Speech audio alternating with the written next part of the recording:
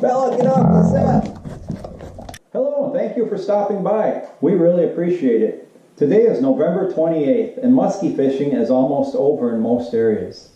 This last summer, I had a chance to try several new baits. So I thought it'd be fun to do an evaluation of each one of these baits and post it on my YouTube channel. The first bait we're going to be discussing is the Squeaky Pete.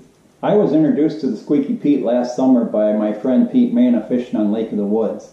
I actually had great success with the bait. Right before a big front come in, I caught a really big muskie. I was really excited. I wasn't sure about the bait when I first looked at it. It looks like a Jake or a grandma to me.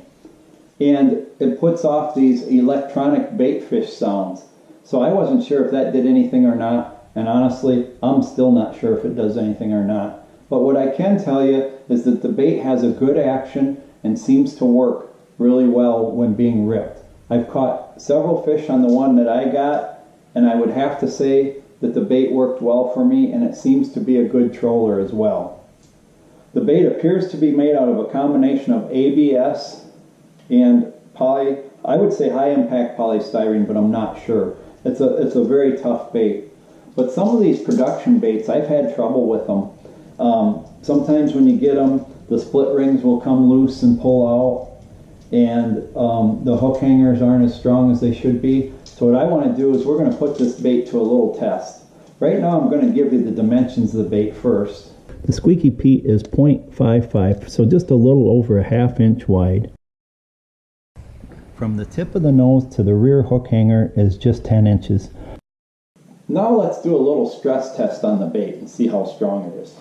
Well, let's put on some leather gloves here and give the old Squeaky Pete a real test.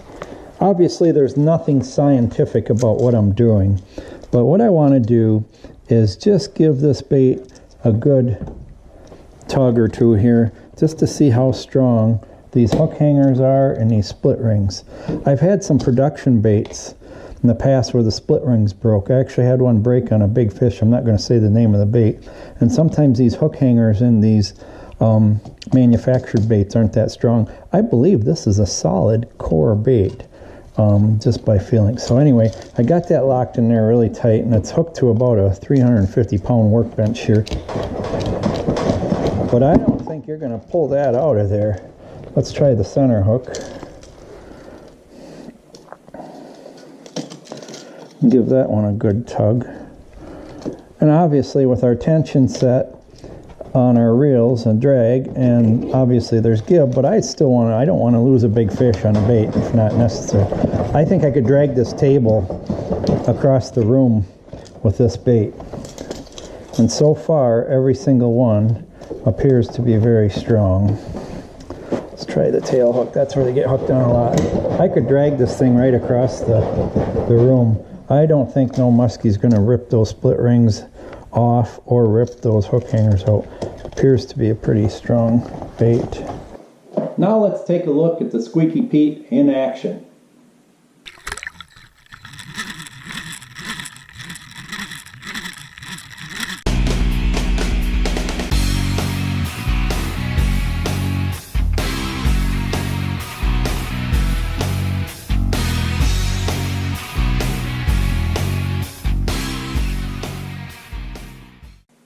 Well, I hope you enjoyed that bait review. Overall, I have to give the Squeaky Pete a thumbs up. For a retail price of around $20, I think it's a fair price, and I'll sure have a couple more in my box. Anyway, next episode, we're going to be talking about the Kirby bait. A Canadian-made bait, and I'm excited to talk about it. See you next time.